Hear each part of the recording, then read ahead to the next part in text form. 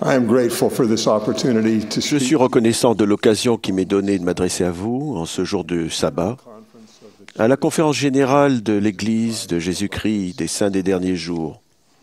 every member of the church Chaque membre de l'Église has the same. a la même responsabilité sacrée.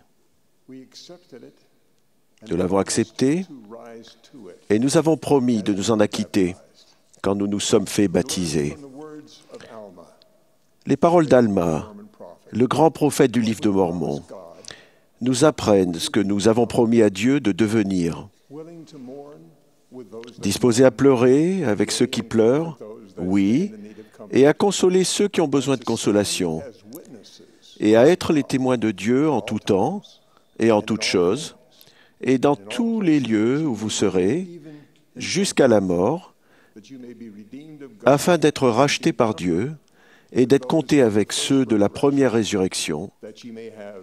afin que vous ayez la vie éternelle.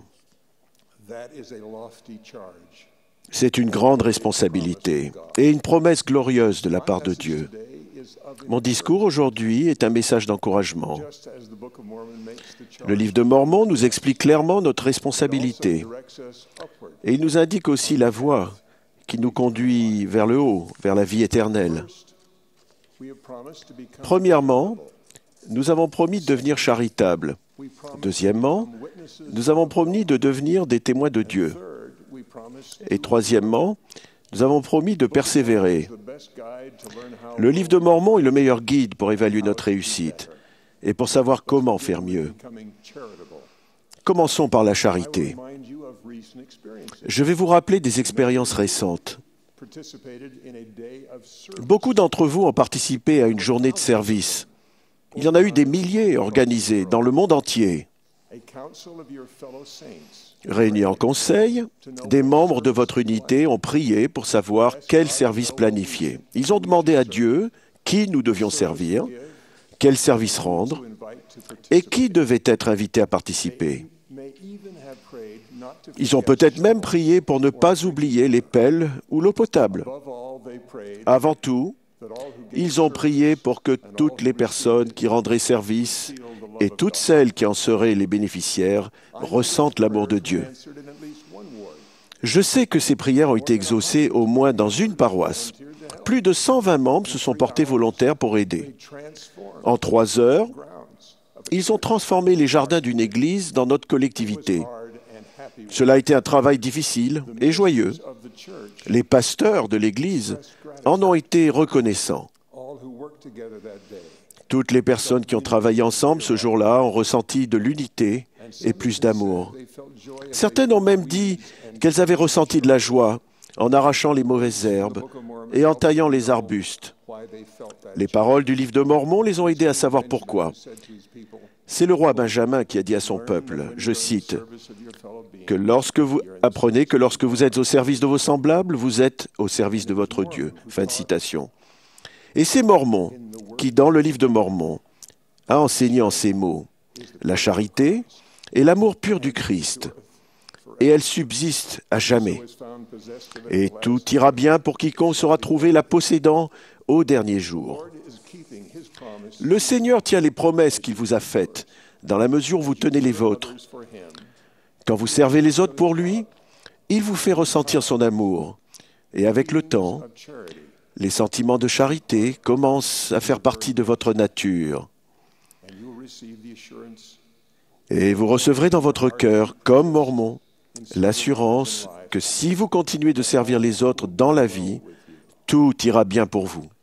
just as you promised God to become charitable. Tout comme vous avez promis à Dieu de devenir charitable, vous avez également promis d'être ses témoins, où que vous soyez, pendant toute votre vie. Is the best guide I know. De nouveau, le livre de Mormon est le meilleur guide que je connaisse pour nous aider à tenir cette promesse. I was once invited to speak at graduate Un jour, service. on m'a demandé de prendre la parole lors de la remise des diplômes d'une université. Wanted President Le président avait voulu que ce soit le président Gordon B. Hinckley qui soit invité, mais avait appris qu'il n'était pas disponible. default. I got Par défaut, j'ai donc reçu cette invitation. I was then a junior member of the J'étais jeune membre du Collège des 12 apôtres à l'époque. person who invited me to speak la personne qui m'invitait à prendre la parole a commencé à s'inquiéter quand elle en a appris davantage sur mes obligations d'apôtre. Elle m'a téléphoné pour me dire qu'elle se rendait maintenant compte que mon devoir consistait à être témoin de Jésus-Christ. D'un ton très ferme, elle m'a dit que je ne pourrais pas faire cela quand je parlerai. Elle a expliqué que l'université respectait les gens de toutes les croyances religieuses, y compris ceux qui ne croient pas en Dieu. Elle a répété, « Vous ne pouvez pas remplir votre devoir ici. »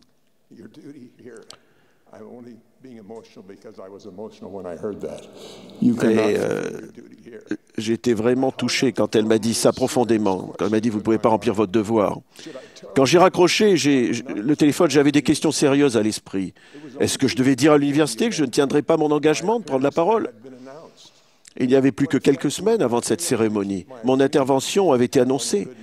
Quel effet cela aurait-il sur la réputation de l'Église si je ne tenais pas mon engagement? J'ai prié pour savoir ce que Dieu voulait que je fasse. J'ai eu une réponse d'une manière surprenante. Je me suis rendu compte que l'exemple de Néphi, d'Abinadi, d'Alma, d'Amulek et des fils de Mosia avait fait de moi qui j'étais. Ils avaient été des témoins hardis de Jésus-Christ, au risque de leur vie. Je n'avais donc pas de questions à me poser, à part celle de savoir comment me préparer. J'ai creusé tout ce que j'ai pu apprendre sur l'université. Plus le jour du discours approchait, plus je m'inquiétais, et plus mes prières s'intensifiaient. Comme si la mer Rouge se divisait, j'ai trouvé un article de journal. L'université avait été honorée pour ses efforts, pour faire ce que l'Église a appris à faire dans nos efforts humanitaires dans le monde entier. Dans mon discours, j'ai donc parlé de ce que nous avions fait, eux et nous, pour aider des personnes en grand besoin. J'ai dit que je savais que Jésus-Christ était la source des bénédictions que les personnes avaient reçues quand eux et nous les avions servis. Après la réunion, le public s'est levé pour applaudir.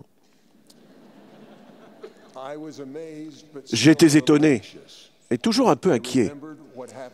Je me souvenais de ce qui était arrivé à Abinadi.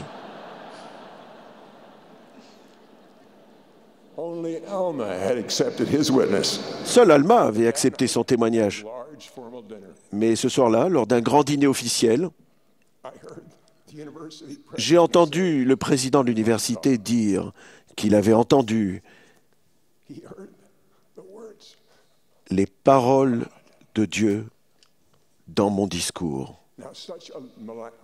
Un résultat aussi miraculeux et rare dans mon expérience de témoin du Christ. Mais l'effet du livre de Mormon sur votre personnalité, votre capacité et votre courage d'être un témoin de Dieu est certain. La doctrine et les exemples de vaillance rapportés dans ce livre vous édifieront, nous guideront et vous en enhardiront. Chaque missionnaire qui proclame le nom et l'évangile de Jésus-Christ recevra des bénédictions s'il se fait quotidiennement un festin du livre de Mormon. Les parents qui ont du mal à implanter dans le cœur d'un enfant le témoignage du Sauveur seront aidés s'ils cherchent un moyen de faire entrer les paroles et l'esprit du livre de Mormon dans leur foyer et dans la vie des membres de leur famille. Cela s'est avéré pour nous. Je vois que ce miracle se produit à chaque réunion de Sainte-Seine et à chaque leçon de l'Église à laquelle j'assiste. Les orateurs et les instructeurs montrent qu'ils aiment les Écritures et les comprennent bien, particulièrement le livre de Mormon. Et il est clair que les témoignages rendus le sont du fond du cœur. Ils enseignent avec une conviction accrue et témoignent avec puissance.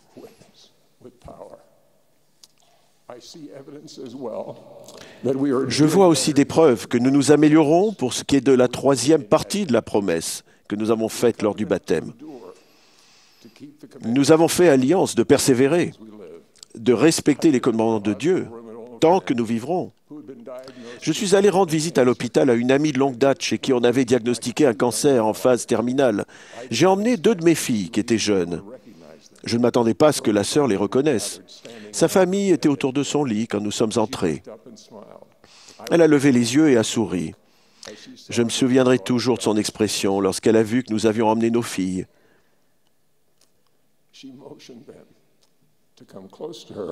Elle leur a fait signe d'approcher. Elle s'est redressée, les a serrés dans ses bras, puis les a présentés à sa famille. Elle a parlé de la grandeur de ces deux petites filles. On aurait dit qu'elle présentait des princesses à une cour royale. Je m'attendais à ce que nous ne restions pas longtemps. J'ai pensé, elle est fatiguée, c'est sûr. Mais tandis que je regardais, il me semblait que les années s'étaient évaporées. Elle était radieuse et visiblement remplie d'amour pour nous tous. Elle semblait savourer ce moment, comme si le temps s'était arrêté. Elle avait passé la plus grande partie de sa vie à secourir des enfants pour le Seigneur. Le récit du livre de Mormon lui avait appris que le Sauveur ressuscité avait pris les petits-enfants, un par un, les avait bénis, puis avait pleuré de joie. Elle avait elle-même éprouvé cette joie assez longtemps pour pouvoir persévérer dans son service aimant jusqu'à la fin. J'ai vu le même miracle dans la chambre d'un homme qui avait rendu assez de services fidèles pour se dire qu'il avait mérité de se reposer un peu. Je savais qu'il avait subi un traitement long et douloureux pour une maladie que les médecins lui avaient dit être en phase terminale. Selon eux, il n'y avait pas d'autre traitement à suivre et il n'y avait plus d'espoir. Sa femme m'a conduit à une chambre de leur maison. Il était là, allongé sur le dos, dans un lit bien fait. Il portait une chemise blanche, fraîchement repassée, une cravate et des chaussures neuves. Il a vu l'expression de surprise dans mon regard, a ri doucement, puis a expliqué. « Quand vous m'aurez donné une bénédiction, je veux être prêt à répondre à l'appel de prendre mon lit et d'aller travailler. » Il s'est avéré qu'il était prêt pour l'entretien qu'il aurait bientôt avec le Maître, pour qui il avait œuvré si fidèlement.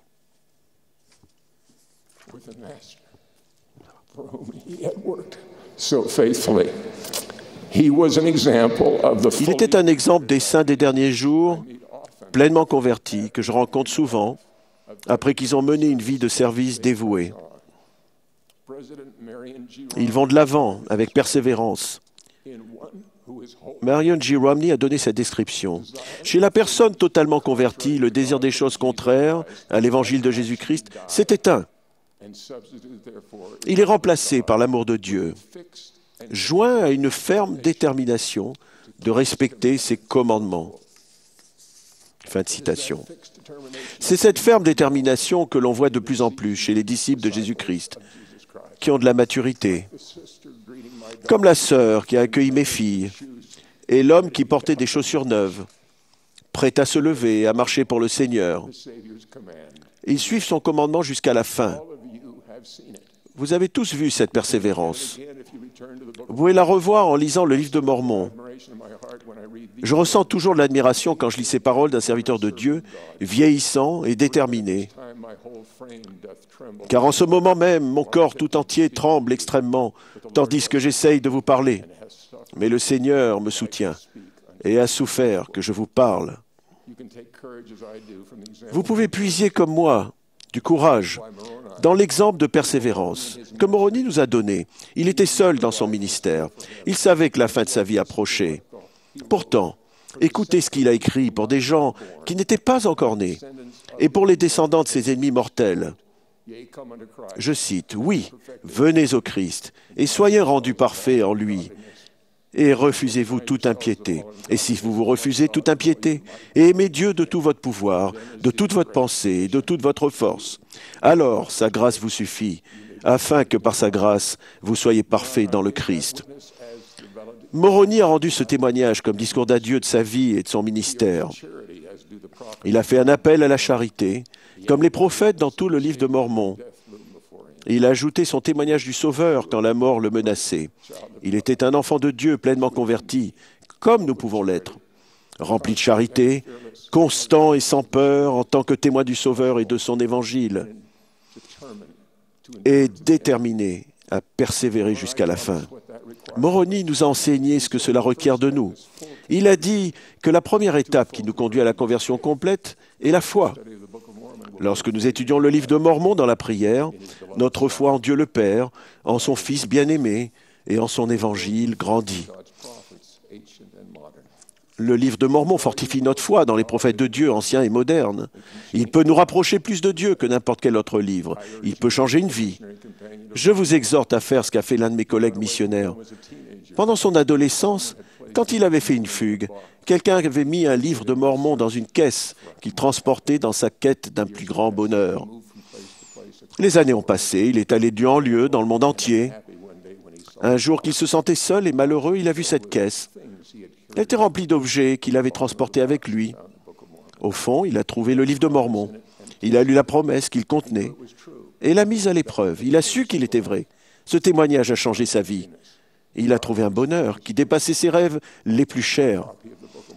Votre exemplaire du livre de Mormon est peut-être caché à votre vue par les préoccupations que vous avez accumulées le long de votre voyage. Je vous supplie de vous abreuver à ces pages, souvent et à grands traits. Il contient la plénitude de l'évangile de Jésus-Christ, qui est le seul moyen de retourner à Dieu.